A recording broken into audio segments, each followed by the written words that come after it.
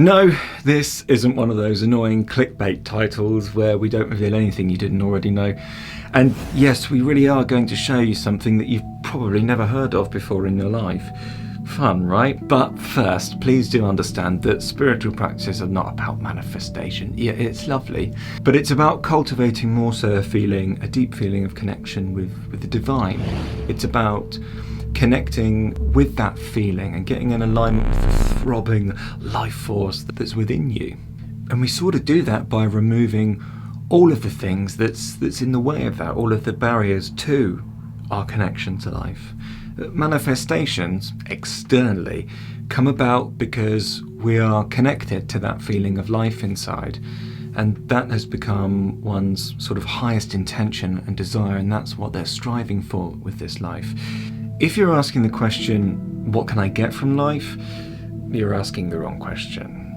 But if you're bold enough to ask the daring question, how can I open up my vessel or my body up as an instrument of service? Then you're on the right track. So really, manifestations come about because of our consistent efforts to illuminating that tangible feeling connection to the divine within us. Great. So now that we've understood this, I'm going to bring you in a very well kept yogic secret. The yogic tradition has always been shrouded in mystery, and that's for good reason, mind. The tradition didn't want its powerful practices to get into the hands of insincere or weak-willed seekers, and that's still true today. And I do feel some sense of responsibility for upholding the tradition's values. We're not dogmatic here, we're super relaxed with the practices, but this tradition has been the tradition of the greats. Every great yogi or even enlightened master has taken some of the elements from this path. This is the first step that they took. You're on that path too, that's cool. So we have to hold some reverence, some respect for the original teachings, isn't it? So 99% of the world really has never heard of the practices that I'm about to tell you about. Again, that's why we've got to keep the tradition, not secret, because it's opening up more with the internet, but we got to keep it respectfully, reverent. Like, we don't want weak-willed seekers in. But I will give you a glimpse, because we get taught in the West of law of attraction, right? And affirmations for manifestation, and frankly, these techniques lead to usually more frustration, really, than any tangible results. And I know, because I had exactly those frustrations. I was sort of pulling my hair out, thinking, geez, man, this is a total sham and a lie. And the people who believe in law of attraction and manifestation, they're all losers, because it wasn't working for me, And then I started to realise, hang on a minute, it isn't really working that well for anybody. The reason you can't manifest your dream life into reality is because you're trying to manifest into a jumble of mental noise. You have to gain mastery over your mind. Simple. And you have to train it to penetrate your life energies in such a way. So, how do you do that? Well, if you're asking that question, good question. Simple. It's a yogic practice known as samyamas.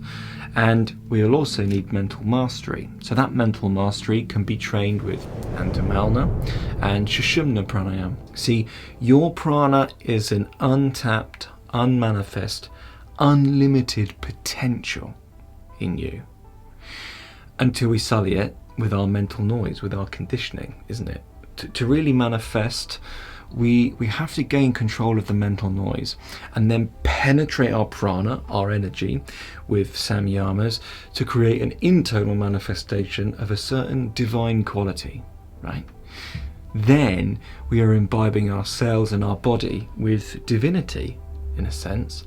And when you match the frequency of divinity in you, the divine can become your slave, is a strong word, which I don't prefer, but the divine comes on side because you can wield it, because it is what you are. But to get our life energies to that point, I'm just going to be honest with you, where that's possible, you have to have the Shakti and energy power. And that requires some serious purification. We need sadhana. and there are no shortcuts. Anything worthwhile in this life is really hard and it takes time, but that's why the yogic tradition is the most reliable approach, because it's hard and because it works every time.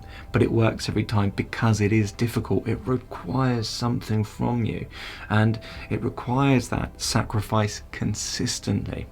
That's why it works. But if you are ready to step foot into the tradition and engage on the path to greatness, and all of this hasn't scared you off, then you are a person that I want to talk to.